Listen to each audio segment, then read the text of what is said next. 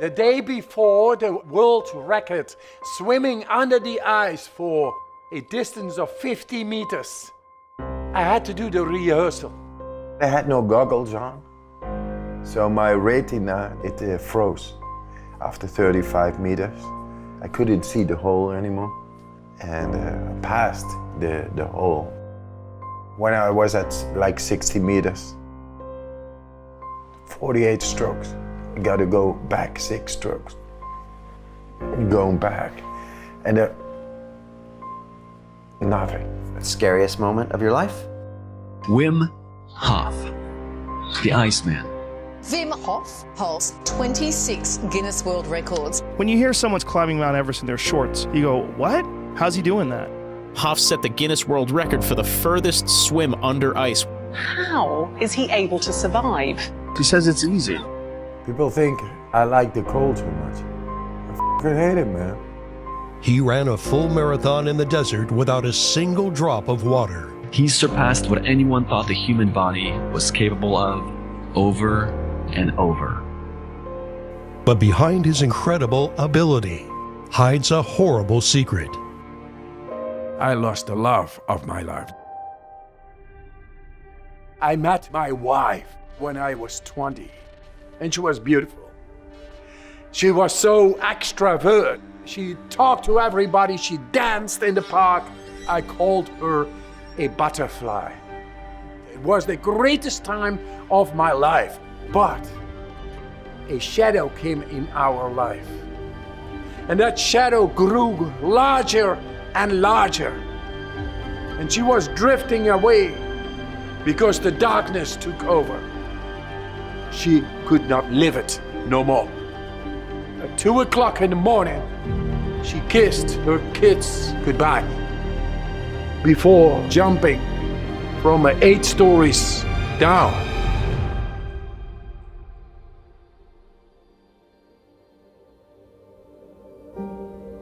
Four children I had with my wife, and I was to be with her forever.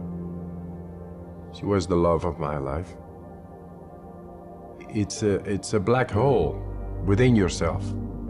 It breaks your heart, and you don't know why, but the train of a daily life is going on. So I had to be there for my children.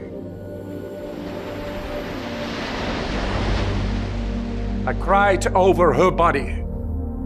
Me and the father, we cried and cried and cried. I couldn't help her, and I wanted to understand. I was suffering. I just wanted the answers to be healed. After years, I found myself in the park in Sunday morning. Everybody's still sleeping, and was, pondering once again, like always. And I just felt this attraction to this thin layer of ice on the water. Went into the water.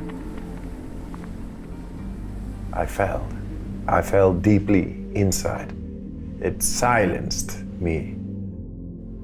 And it made me feel really good. I didn't feel the cold whatsoever. I felt power. So the other day I came back and I did the same thing. I had the same feel. And I came back every day. That was the only time I was not thinking about my grief. And in that way I could take care of my 4 children. Cold is merciless. It brings you direct in the depth of yourself. You're not thinking. Your emotions stop. You are just surviving. And that makes you a free man. And from there I challenged it, and at certain moments I could sit all night long in the shorts outside in freezing temperatures. He's able to withstand extreme cold. This guy runs to the top of Everest in his underwear. He says it's easy. Experts are baffled. How is he able to survive? Wim Hof, the Iceman. For the past 20 years, he's been breaking countless endurance records, from spending nearly 2 hours submerged in ice water to climbing past the death zone of Mount Everest barefoot, wearing nothing but shorts. He's surpassed what anyone thought the human body was capable of over and over. I became more famous as being the Iceman, but that was not my goal. I was simply doing that as a discipline to get a hold over my agony, deeply going inside. The day before the world record, swimming under the ice for a distance of 50 meters, I had to do the rehearsal. So I began to do my breathing.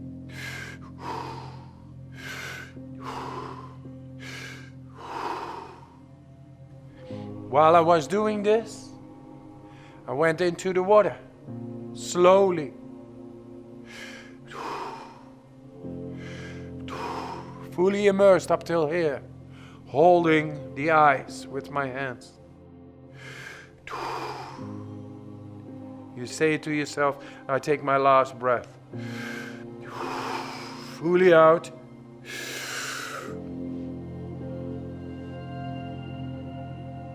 You go under and you begin your horizontal swim.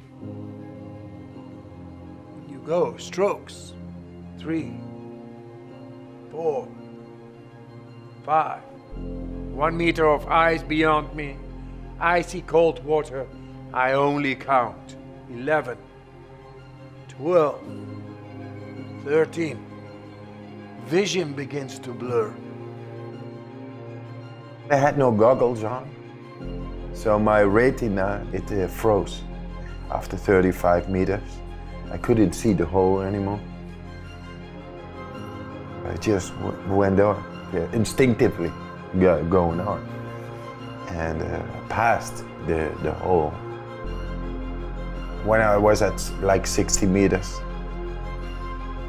48 strokes, I got to go back 6 strokes. Going back, and nothing. Going that way, 6 strokes once again. It's just glass, the wall. At a certain moment, my vision became this much, physically, and then I began to slowly get into sleep. No pain, no agony.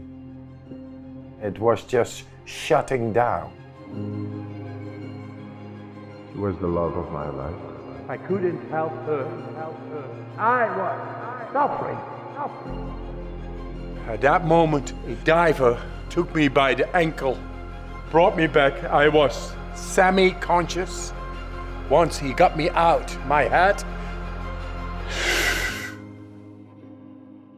And there, at that moment, I had a peek into a fearless state of being. I lost the fear of death over there. Something deep had touched me, it silenced me. The fear and idea of death is that we have no control anymore.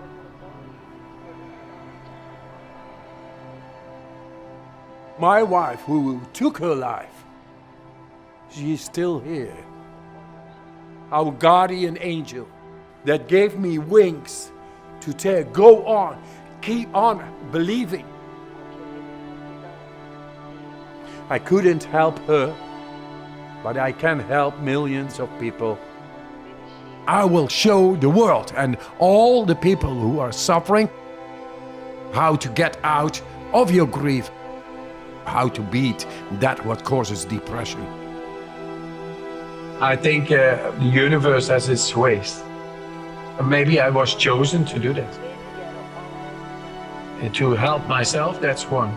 But to help millions of others, that's a blessing. The real power is within your gut, within your heart.